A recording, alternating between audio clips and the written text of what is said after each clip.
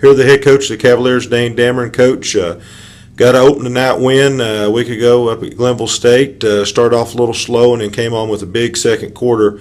Before we get into this week's game against West Virginia State, hit on that a little bit and the resiliency of your team. Well, I was proud of them. There's no question about that. I think our kids showed a lot of character, a lot of grit. Getting down 16-3 is not easy.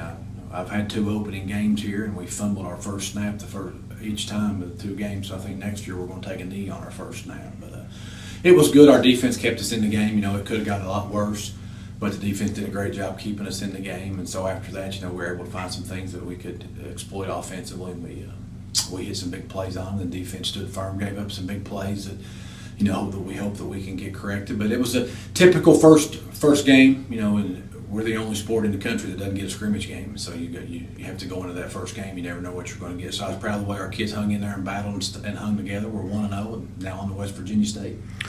I thought Bryson Lee showed a lot of maturity in that game, and I think you can really see the progression of him as a quarterback. Talk about his play a little bit, and I guess continuing on that, the offensive line just allowed one sack. I think we're much better there. I think you hit the nail on the head there. Bryson is, he is better, and that is the progression. Go from a redshirt freshman to a sophomore. You hope that they understand a little bit more what we're trying to accomplish offensively. And I thought that he made some very good throws. I thought our wide receiver position as a whole was pretty special on Thursday night. Made some big catches, and I think we had 9 or 10 kids get catches, and so that was good to see. And the offensive line is still a work in progress. They did some good things, pass protecting, but we've got to be able to run the football. Running the football, you got Jerome in the game there a little bit and over 90 yards on just 4 carries.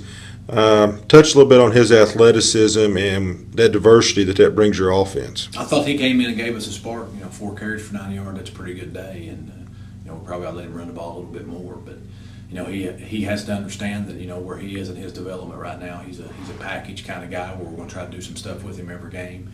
And, he's accepted that and done a good job with it. And he's a spark plug, there's no question about that. And so it gives us a good change of pace, gives the defense something else to have to prepare for. So, but we've got to get run game out of our out of our running backs. And we've got to figure out a way to run the football. Kyan Berger, what's he provide your offense, specifically in the red zone with his size and leaping ability?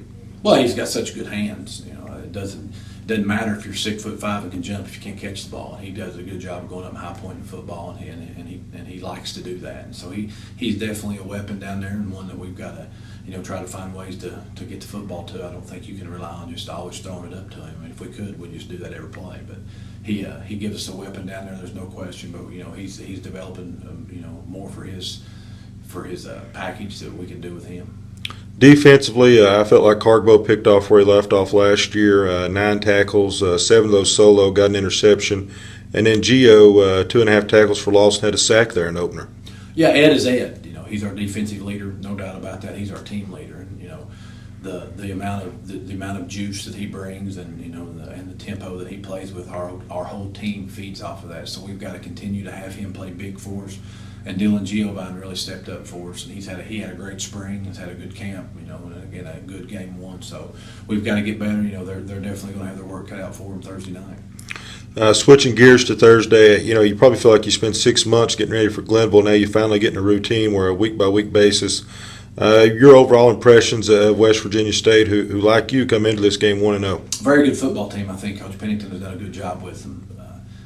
I'm sure he's changed things, program-wise, being the head coach, but you can still see his stamp on offense. Their quarterback is very good, and they're going to take some shots, but they're going to be a controlled passing game and do a lot of things in that regard. But they can run the football, so they're a good football team. There's no question that that we've got our work cut out for us. We're going to have to play as good as we possibly can to have a chance to beat these guys. And as usual, it's not about them, and I'm sure that he's telling his guys the same thing. It's not about us, but it's from the UVA standpoint, it's we've just got to make sure that we're dotting our I's and crossing our T's and being the best UVA football team we can be. Because if we don't, we can walk out of there with an L for sure.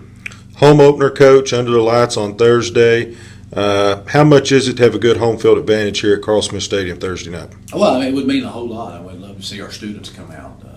As I've said since I've gotten the job here, and will continue to say, we want to be Southwest Virginia's team, and we don't want to just have our students there and our parents. We want kids from the Wise community, adults from the Wise community, from Norton, from Big Stone Gap, from Coburn, from Pound, and all the surrounding areas from Gate City. We want to be Southwest Virginia's football team and be somebody that that this area can wrap their hands around and feel like that this is really ours, and we're proud of this product that's going on out there. So we would love to have everybody come out and support the Highland Cavaliers.